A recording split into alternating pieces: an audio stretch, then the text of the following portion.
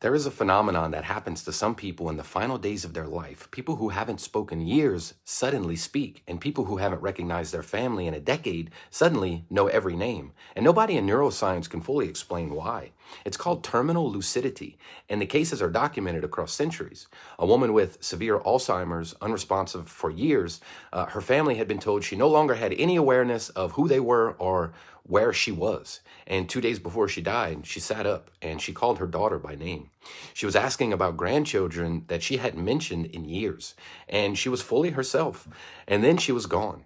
And this isn't a single case. Researchers have documented terminal lucidity across patients with Alzheimer's and brain tumors, strokes, and severe psychiatric conditions. People whose brains were so damaged that consciousness should have been impossible. Becoming briefly and entirely present. The neuroscientist named Michael Nahm spent years collecting and studying these cases. What he found is that terminal lucidity doesn't fit the dominant model of how the brain works.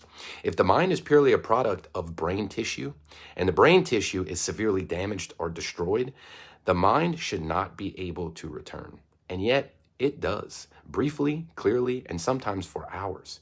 There is no accepted explanation for this. The cases exist. The mechanism doesn't fit the model, which leaves open the question that terminal lucidity has been quietly asking for centuries.